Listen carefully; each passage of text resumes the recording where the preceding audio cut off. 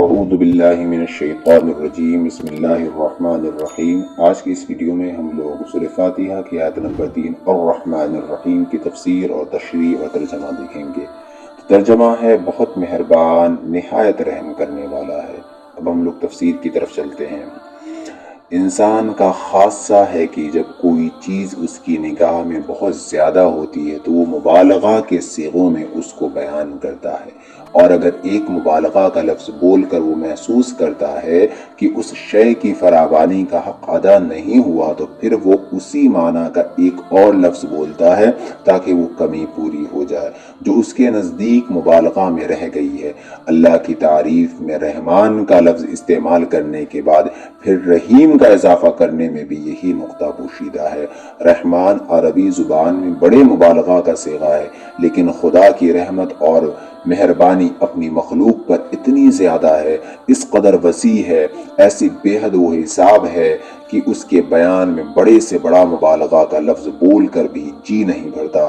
اس لیے اس کی فراوانی کا حق ادا کرنے کے لیے پھر رحیم کا لفظ مزید استعمال کیا گیا۔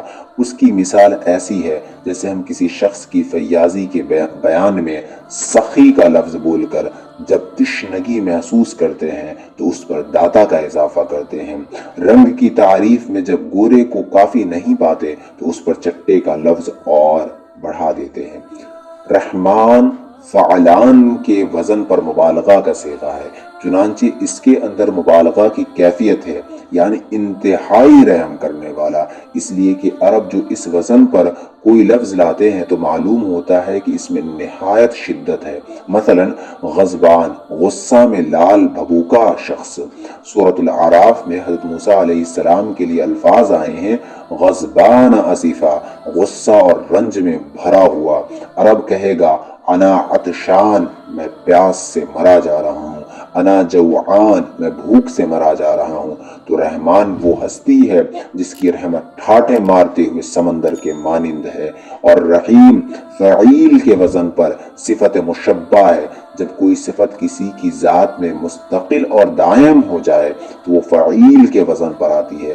الرحمن الرحیم، دونوں صفات اکٹھی ہونے کا معنی یہ ہے کہ اس کی رحمت ٹھاٹے مارتے ہوئے سمندر کے مانند بھی ہے اور اس کی رحمت میں دوام بھی ہے۔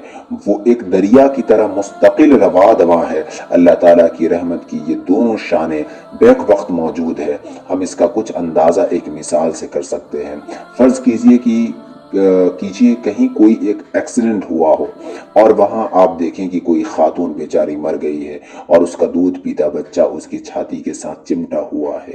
یہ بھی پتہ نہیں کہ وہ کون ہے، کہاں سے آئی ہے، کوئی اس کے ساتھ نہیں ہے۔ اس کیفیت کو دیکھ کر ہر شخص کا دل پسیج جائے گا، اور وہ شخص جس کی طبیعت کے اندر نیکی کا کچھ مادہ ہو چاہے گا کہ اس لاوارث بچی کی کفالت اور اس کی پرورش کی ذمہ داری میں اٹھا لوں۔ لیکن ہو سکتا ہے کہ جذبات کے جوش میں آپ یہ کام تو کر جائیں، لیکن کچھ دنوں کے بعد آپ کو پچھتاوا لاحق ہو جائے کہ میں خواہ یہ ذمہ داری لے بیٹھا اور میں نے ایک بوجھ اپنے اوپر ناحق طاری کر لیا۔ چنانچہ ہمارے اندر رحم کا جو جذبہ ابھرتا ہے وہ جلد ہی ختم ہو جاتا ہے، وہ مستقل و دائم نہیں ہے، جبکہ اللہ کی رحمت میں جوش بھی ہے اور دوام بھی ہے۔ دونوں چیزیں بیک وقت